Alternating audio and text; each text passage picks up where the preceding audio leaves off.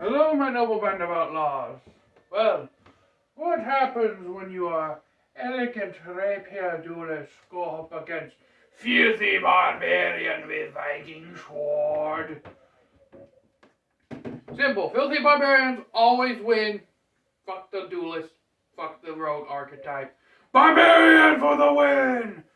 And I just set off an entire class of D&D characters with one sentence. Outlaw causing fades to be run since 2024. But in all seriousness, oh yeah, that's already on. We've done Hondachi versus Rapier. We've done Saber versus Rapier. And y'all have liked the Rapier versus series so far, so I'm going to keep it going. And secondly, it's winter, so I can't do a lot of cutting at night because it's cold and I'm lazy and I don't want to go outside. But in any case, now this sword is actually going to be a stand-in for two other types of swords that match it. That would be the broadswords, the side swords, and the arming swords, of which Viking swords generally fall into the arming sword category. Now, how would this fare against our rapier? Well, as we already know, there is a length disadvantage. And something I did not mention in the previous video that I think I probably should have is that there were military sabers that began to approach the length of rapier, both for cavalry and for infantry. These mainly being the your Dragos, your Spadroons, those that reach up to the 34 plus inch blade length. Now, my Viking sword is of equivalent overall length to that of a arming sword, as well as some basket-hilted broadswords and arming swords. And Outlaw, you may be asking, what is a basket-hilt broadsword? What is an arming sword? What is a side sword? Well, all three of these swords can generally be defined by hilt construction. They can all share the same general blade profile, double-bladed,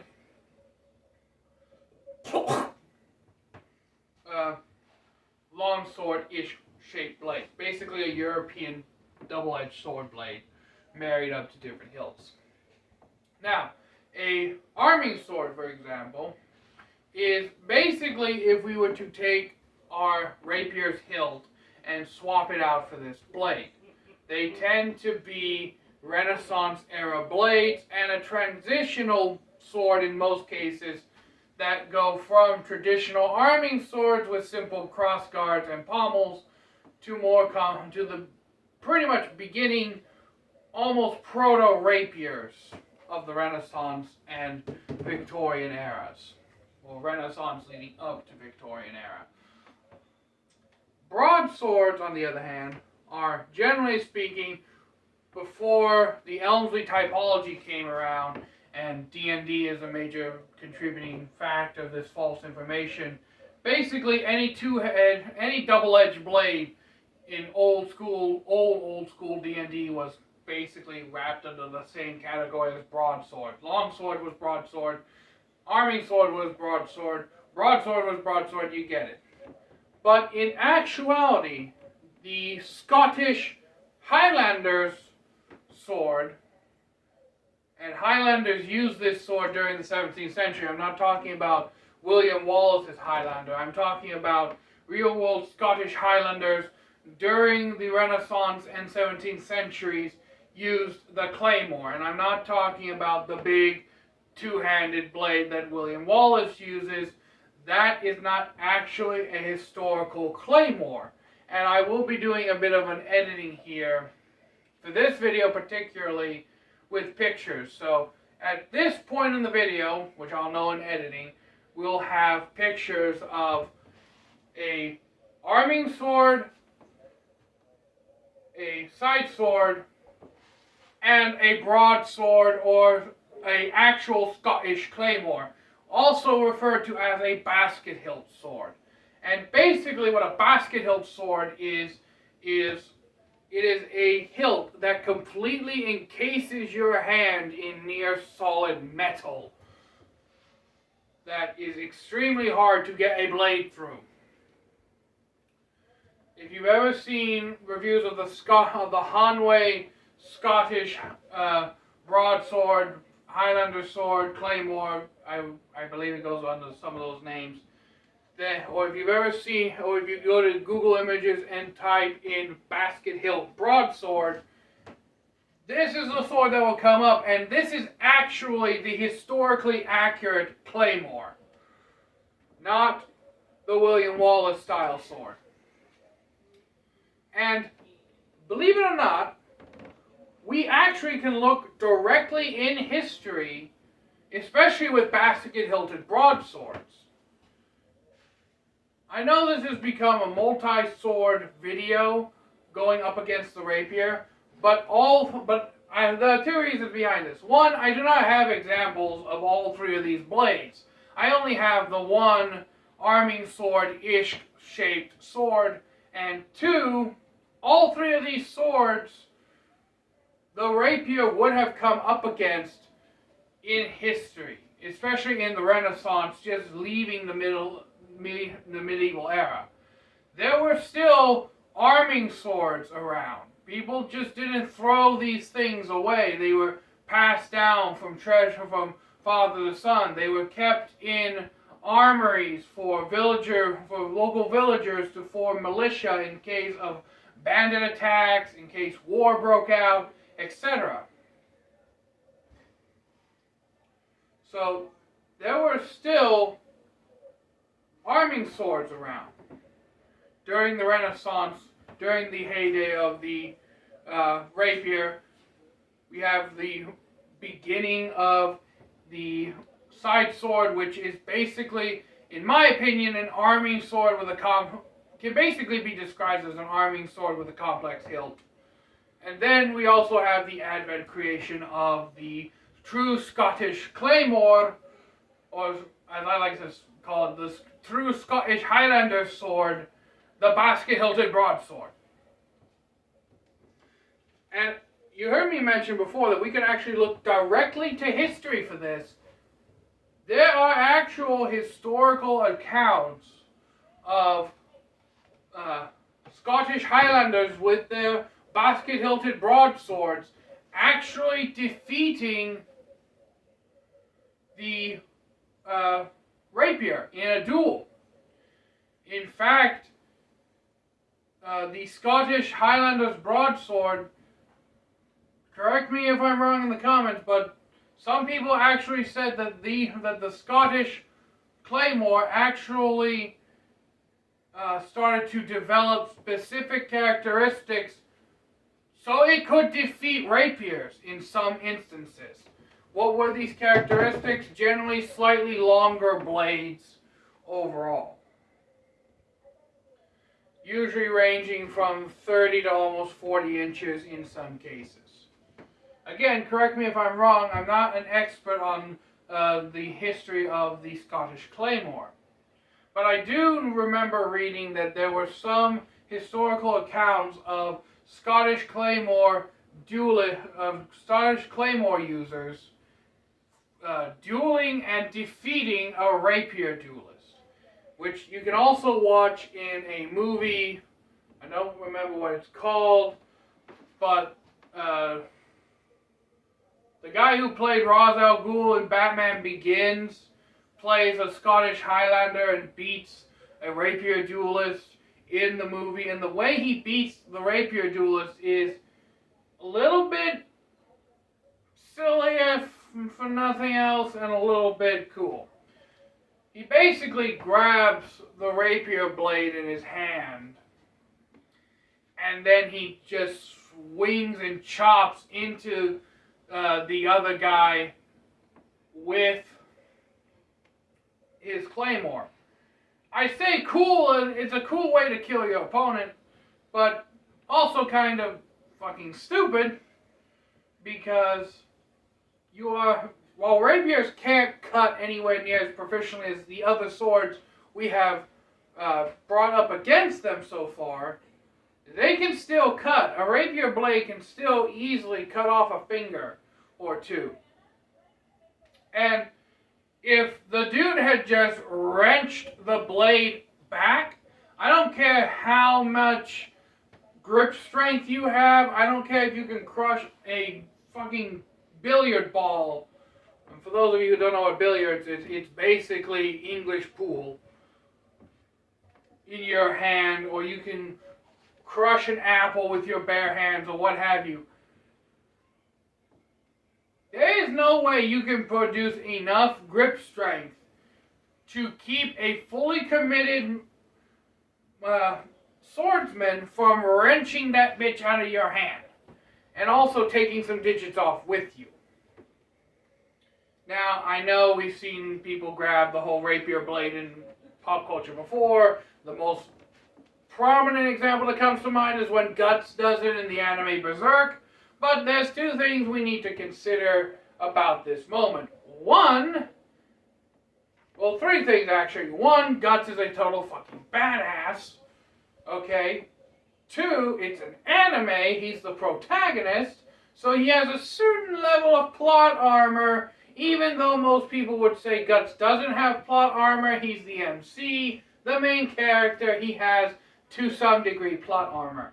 And third, it is stated that Guts has stupidly strong grip strength and calluses on his hand. Plus, his hand is wrapped in a cloth that could give him even better grip. Now, I said that someone who basically grabs the sword like this would never be able to keep a fully committed swordsman from just wrenching it out of their hand. Guts doing this is an exception, because the exception being anime. In real life, that would not have been the case. Guts would have at least, at the bare minimum, gotten his hand cut open. He may not have lost digits because of the protection that the calluses and the cloth would have given him. Calluses can be extremely hard to cut. They can, if you have extremely hard calluses on your hands or your feet, and you've cut them before, you know just how hard and thick those things can be. So while not necessarily cutting straight through Guts' hand, he would still get cut to some degree. And so does, I think it's actually Roy Python or something. Roy something, he does get cut, but he just grabs the sword. Then, as far as I remember, there was no pushing or pulling motion in the blade. So I can grab a sword, white knuckle this bitch, and not bleed. Alright? I can push my thumb directly, putting actual pressure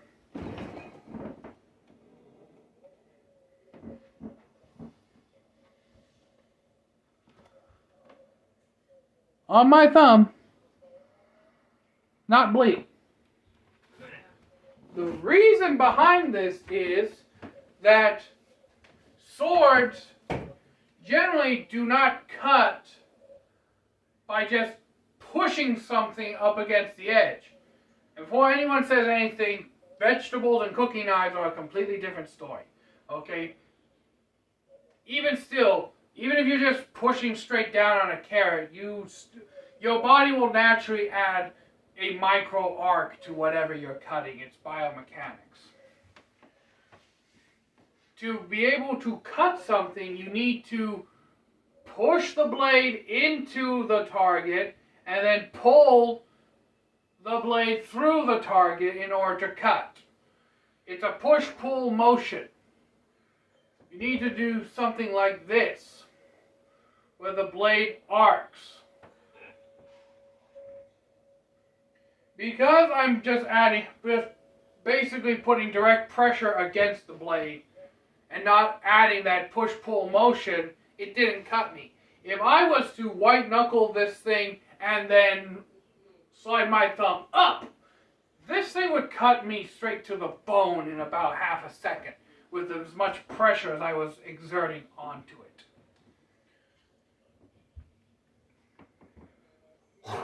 But we went off on a complete tangent. Now then, the arming sword, side sword, basket-hilted broadsword versus the rapier. We already know that the basket-hilted broadsword historically has beaten the rapier before, but how would these swords fare? And I'm going to go in order and kind of wrap this up because of the tangent. I don't want to make this a stupidly long video. So, standard arming sword is basically a long sword with a cut-down grip. And everything tends to be smaller on them. Smaller quillons, sometimes smaller, sometimes larger pommels. But it all comes down to there is not a lot of hand protection on these types of swords. Yes, theoretically you could catch a blade with this crossguard, but it's not as protective as a full-size longsword crossguard. Not to mention the hand is completely exposed to snipe cuts and thrusts from the rapier. Arming swords like this were best, if not predominantly,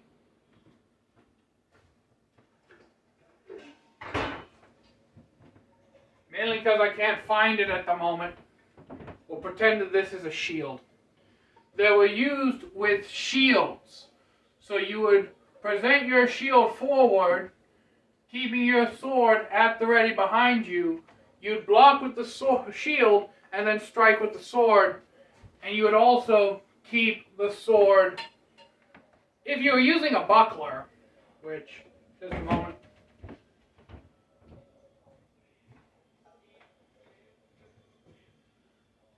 Which, if you're using a buckler, you can actually cover your hands with the buckler and then have some kind of hand protection. But this requires both your hands to be open, so you actually lose the ability to grapple in most instances. You can cover your hand with the buckler for some advantage protection. Now, let's pretend that this has a swept hilt for a moment. Rapier versus side sword. A side sword would actually be more beneficial against a rapier than your standard arming sword because they basically have almost identical hilts to a degree. Alright? Meaning that the only difference is in the blades. You have a cut and thrust sword versus a predominantly thrust-centric sword. Now, with the added hand protection that the side sword offers you, honestly speaking, I would still give it up to the rapier, mainly because of reach. Now, the side sword does have, I don't want to say an advantage in striking power, but it does have a slight advantage in the fact that its weight is more equally distributed between blade and guard. Unlike rapier, which has a pretty much 80-20 distribution of 80% down here, 20% near the tip. This is more of a 60-40 in my opinion, or maybe a 70-30. So it does have more striking power than the rapier, but the blade is also much shorter. Remember, side swords were basically arming sword length blades married to a complex hilt. Now, for the big elephant in the room, that being the Scottish claymore or the basket-hilted broadsword. This already has had historical evidence proving that it was useful against rapier users, but I feel like it would come down to experience. Again, similar to like with the saber, just who's more experienced with if they're going up against a veteran Highlander versus a veteran duelist. Personally speaking, if I was going to fight a rapier user and I had my choice between the basket-hilted broadsword, the side sword, or the arming sword, I'm taking the basket-hilted broadsword because of its ability to protect my hand. I have pretty much an entire steel cage wrapped around my hand, so I don't have to worry about cheeky little hand strikes nearly as much as with the other two swords. Not to mention the fact that I can use the weight in the blade, because as far as I'm aware, basket-hilted broadswords tended to be slightly blade heavy for the amount of steel that they had in their construction. So I can use that brute strength to my advantage. Now, obviously, I'm going to get more tired using the basket-hilted broadsword, so I'd have to end the duel quickly. Or whoever's using this basket-hilted sword would have to end the duel quickly. But if you're asking which one of these I think wins in a 1 out of 10 ratio, rapier versus arming sword, I want to say rapier wins, honestly, 8 times out of 10. There's just not a lot of protection for the hand. If this was a full-size crossguard, maybe, or maybe if it had like side rings or a noggle, which is like a knuckle bow that goes over the back of your lead hand, I would score it a little higher, but 8 out of 10 times I feel is a fair win record for the rapier in rapier versus arming sword. Rapier versus side sword, however, I'm actually going to give the side sword I'm actually going to give the rapier a 7 out of 10 win streak against the side sword, simply because it does have that complex hilt which kind of levels the playing field a little bit in terms of hand protection.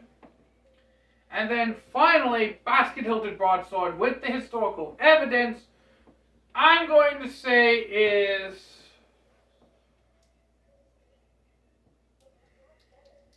a 5 out of 5. It's a 50-50 toss-up for me which sword would win. It depends. This is one of those situations where I fully believe it depends on the experience and who wants to win more. But the basket-hilted broadsword does seem to have more components in its design that are, you could argue, are custom made to go up against the rapier. It's basically nearly impossible, aside from a precise thrust between the bars of the basket hilt, to snipe somebody's hand while they're holding a basket-hilted broadsword. But